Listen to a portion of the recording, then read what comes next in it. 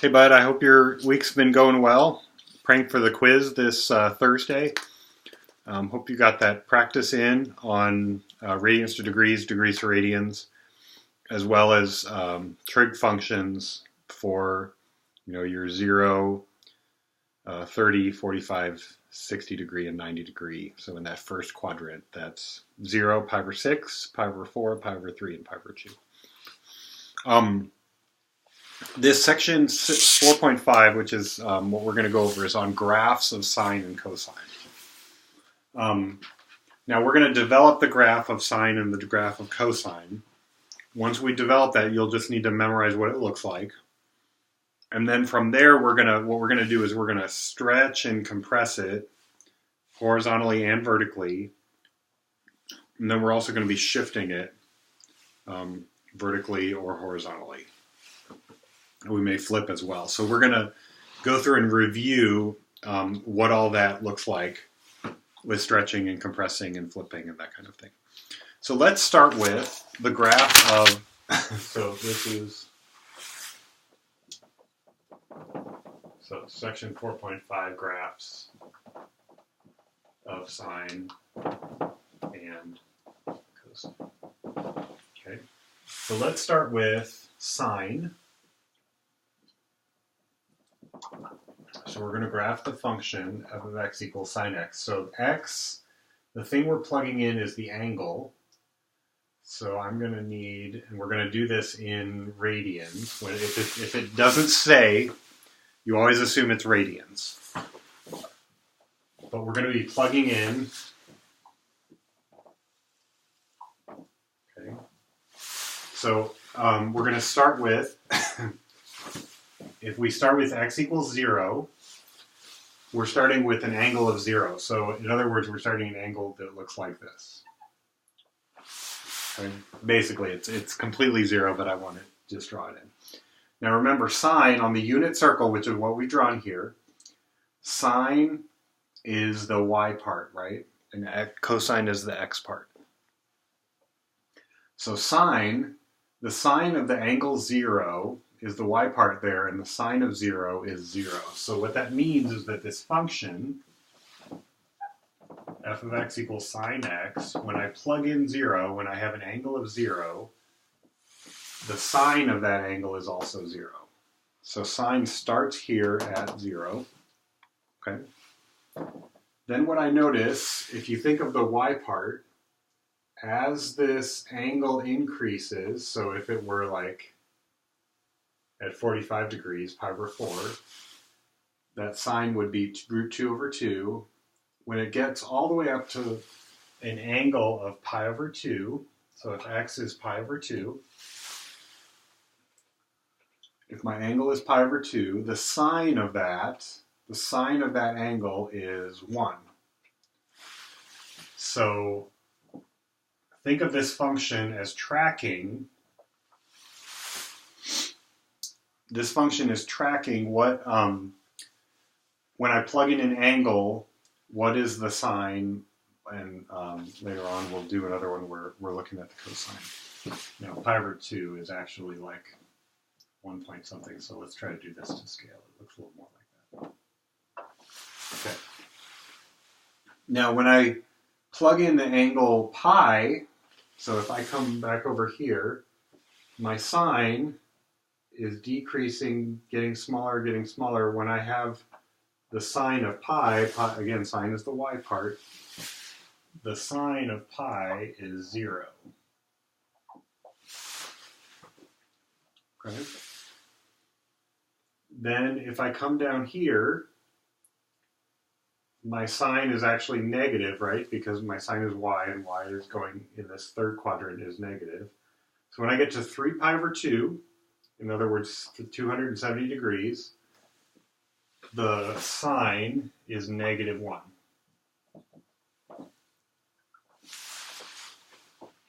Okay. And then when I come back, when I get to 2 pi, if I have an angle of 2 pi, which is all the way around, the sine is back to 0 again. So in other words, the sine starts at 0, gets bigger all the way up to 1. Right? Gets bigger all the way. Think of the y part. Gets bigger all the way up to 1. Then goes back down to 0.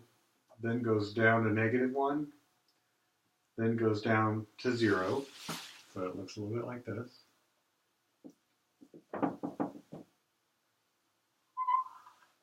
Okay. And then let me ask, what's it going to do as I keep going again? If I go from 2 pi all the way up to 2 pi plus another pi over 2, so like 5 pi over 2, that's going to go back up to 1 again, right? And then it's going to go back down to 0, and then it's going to go to -1, and it's going to go to 0. So in other words, this thing keeps going on and on, same back this way, right? So if I were to go to -pi over 2, the sign is -1, and it keeps going. So this thing is like a wave that keeps going up and down and up and down, okay?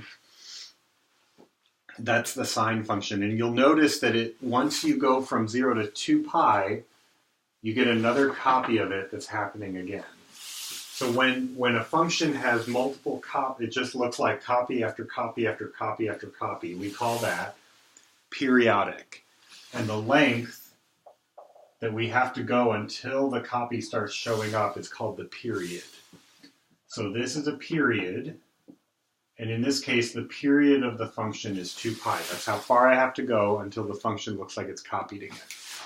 So if I'm 2 pi out, I've got the same copy as I did before, okay? So that's sine. Hopefully that makes sense. So that's just as I'm tracking the y part, as I'm going around, what is the y part doing? It's going from 0 to 1 to 0 to -1 to 0 to 1, okay? So now let's do the same thing for cosine. Now cosine, remember, again we're using the unit circle, but this time cosine is the x part, not the y part. Okay. So if I start here and I try to graph the cosine function, okay, if I start with an angle of 0, the cosine of 0 is what? That's 1. If I start with an angle of 0, the cosine is 1. And then as I start to go up, notice that that x value keeps getting smaller and smaller and smaller. And then when I'm at pi over 2, the cosine is 0 there. Okay. And then when I go down to pi, the cosine, as I'm going down to pi, the cosine becomes -1. Okay, and then at 3 pi over 2, the cosine goes back to 0, right, because the x part is 0. And then back to 2 pi, my cosine's back up to 1 again. And it'll go back down at 5 pi over 2, it'll go back down to 0 again, and it'll keep repeating. Okay. So it looks something like this. Same thing over here.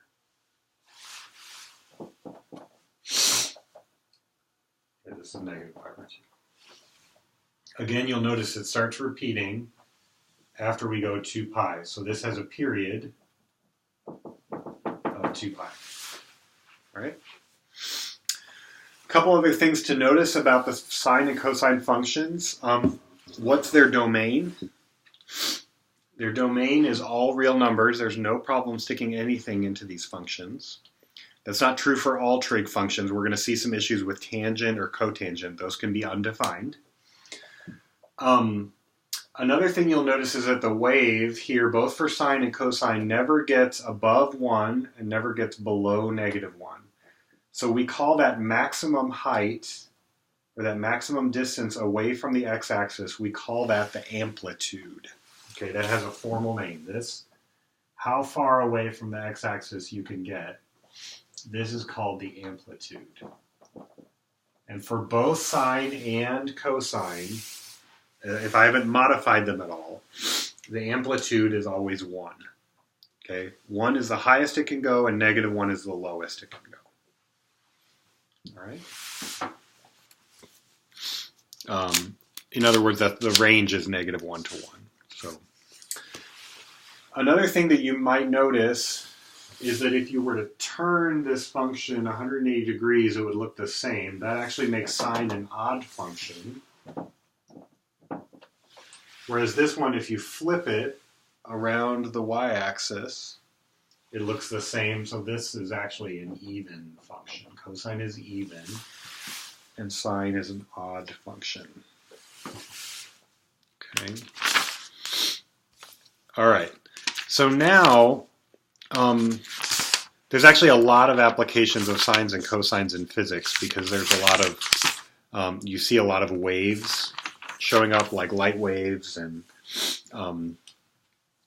gamma radiation waves and other types of waves. So sines and cosines you see show up in these situations a lot, but they don't necessarily follow. They might be, the period might not necessarily be 2 pi. The period might be, it might go really fast like this, or it might go they might be really long waves. Sound waves are another example. Or they may be really intense. They may be really high waves. So the amplitude isn't necessarily 1. So we need to figure out how do we move these functions around so that we can use them to actually approximate other things that do show up in real life. So what we're going to do is we're going to take sine and cosine, and I'm going to redraw them in a smaller format just so I have them. And we're going to move them around some. Okay, so here's sine. Right, pi over 2, pi, 3 pi over 2, 2 pi. Sine always starts at 0 and goes up. Comes back to 0, goes down to -1, goes to 0, and then goes up again. Okay, 1 and -1. That's sine.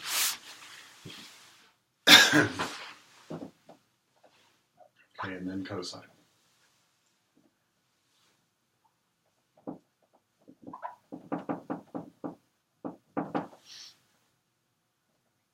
So cosine at 0 starts at 1 and goes down. At pi over 2 it's 0. Then at pi it's -1. Then at 3 pi over 2 it's 0 again. And it's up to 2 pi, back down to 0.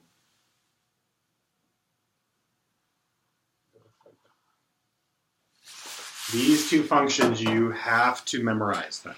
You have to memorize what they look like. These are kind of like, remember if I say absolute value, you've got to immediately be able to go like that V function. This is a kind of function that you need to be able to draw this basic structure just right away. And if you can't, you got to put it on an index card and memorize it and start practicing it. Okay? So let's first start talking about stretching vertically or compressing vertically. So if I want to change the amplitude, you remember the way that I stretch or compress vertically is I multiply by something on the outside. So for example, if I had a function that is 3 sine x, if I multiply by a 3 on the outside, what this is going to do is it's going to take this function and it's going to stretch it vertically by a factor of 3. So everything that's on the x-axis stays on the x-axis. So let me draw the original sine function here just so we kind of have it for reference. Okay, if this is 1, the original sine function looks like that, right? And here's -1. If I have 3 sine x, what I'm doing is I'm taking this and just like a piece of rubber, I'm stretching it by a factor of 3. So in other words, that highest point, instead of being 1, is now 3. But the part that's 0 still stays 0. So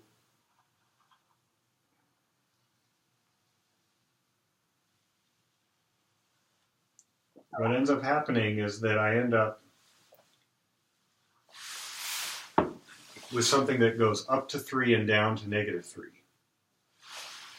Does that make sense? So that multiplying by 3 on the outside stretches it.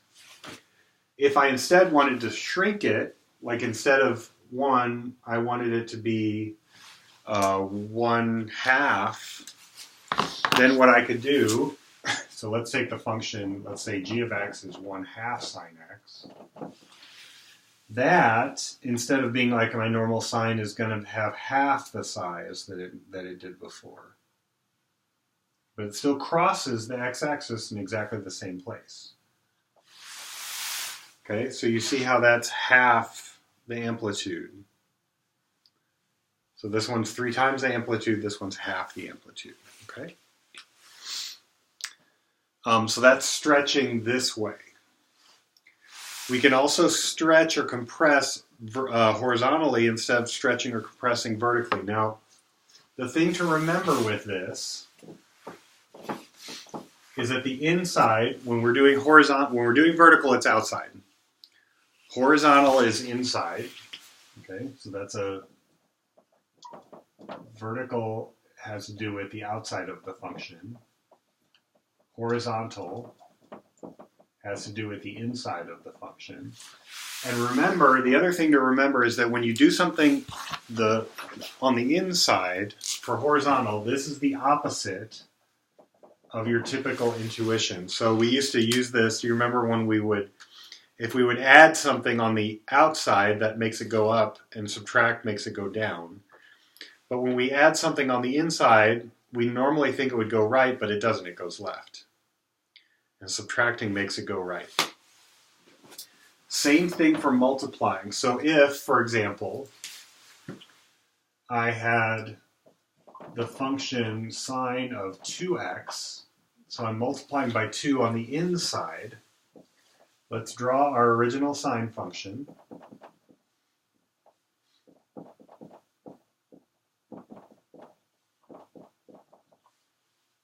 Okay. So here's my original sine function. It's going up to 1.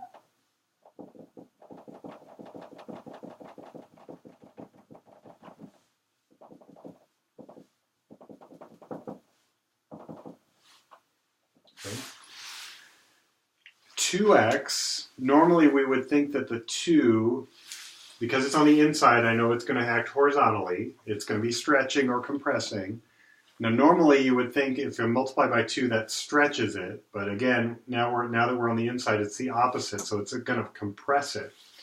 So instead of crossing, so it starts at 0, but instead of going up and crossing at pi, it goes up and crosses halfway.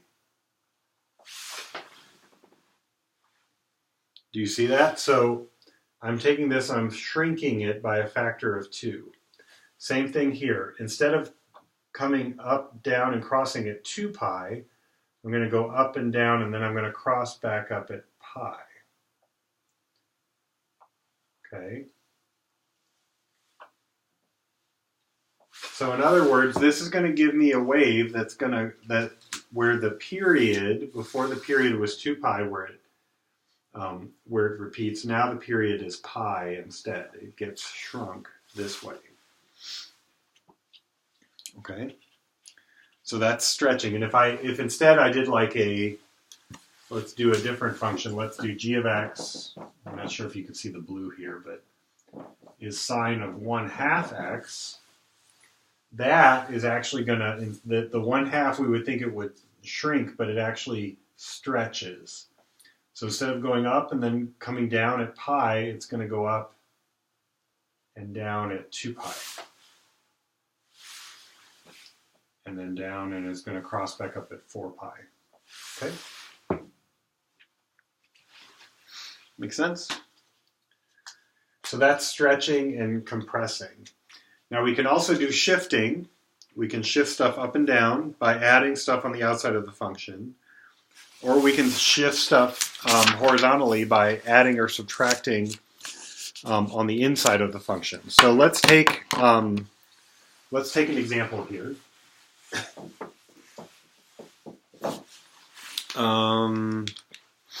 Let's do the sine of x minus pi over 2. Okay. Now notice I'm doing this on the inside.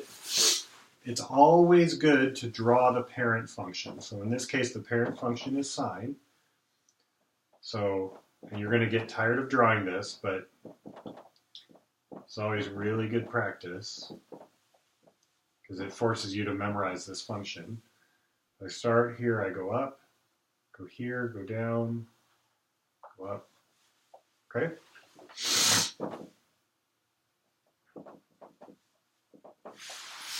Okay. So now, if this is my parent function, when I subtract pi over 2, again, normally if this was sine of x minus pi over 2 on the outside, I would think it'd go down. So my intuition on the inside is that it's going to go left, but that's wrong. Inside is always opposite to what we think. So this is going to go right by pi over 2. So I'm just going to take this entire graph and shift it over by pi over 2. So the blue thing is the new function. This is sine of x minus pi over 2. Okay? So again, we're just using the same things that we did back when we were talking about shifting and stretching and compressing. Remember, if I multiply by a negative, that flips it this way, right?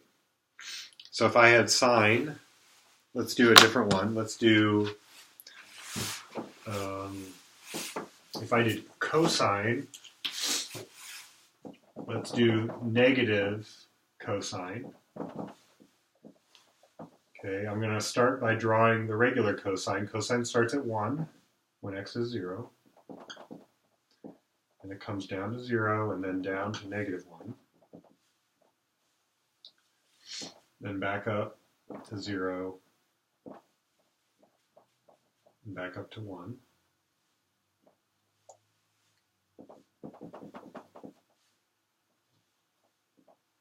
So it looks a little bit like this. If I multiply by a negative, what does that do? That just flips it, right?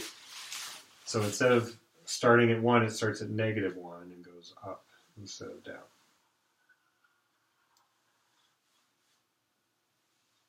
Okay. It might be hard for you to see which one's blue and which one's black. Hopefully you can discern which of those is which. Okay, so you're going to run into problems here where they start talking about, let me give you an example.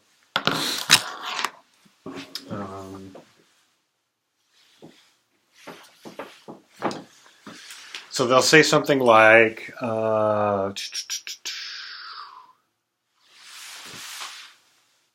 graph this function, y equals cosine of 2 pi x minus pi over 2 plus 1. Okay? So again, you have to think about what's the parent function. The parent function is cosine. Okay, and then you need to ask, what did I do to it and in what order? So the way that you figure out the order is you think about plugging a number in. If I were to plug a number in, the first thing that I did was multiply by 2 pi. So that's the first thing. Then the second thing was that I subtracted pi over 2. These are both on the inside. And then the last thing is that I added 1 on the outside. So what I'm going to do is for cosine, so I have to start with my cosine function. You kind of have to draw step 0, right, with everything labeled. This is pi over 2, 3 pi over 2, 2 pi. Okay. So step 1 is I'm multiplying by 2 pi on the inside. That should shrink, not stretch, shrink everything by a factor of 2 pi. So here at 2 pi, that's going to shrink now to 1, right? So what I had before at 2 pi, so at 0 I went 1, and then I go down, and then back up, and at 1, I'm at 1 because before it was 2 pi. Okay.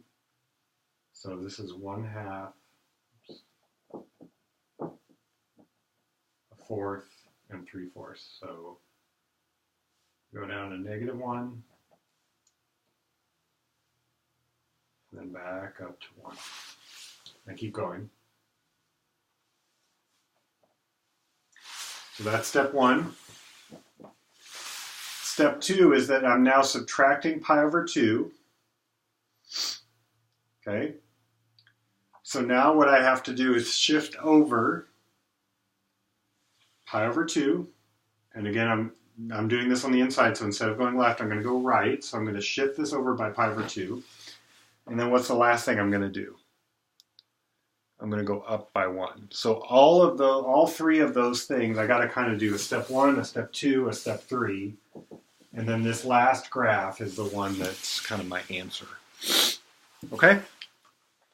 So that really, I think, encapsulates most of what this section is. It's just taking the graph of sine, the graph of cosine, make sure you memorize those, and stretching them or compressing them vertically or horizontally, shifting them horizontally or vertically, and then flipping.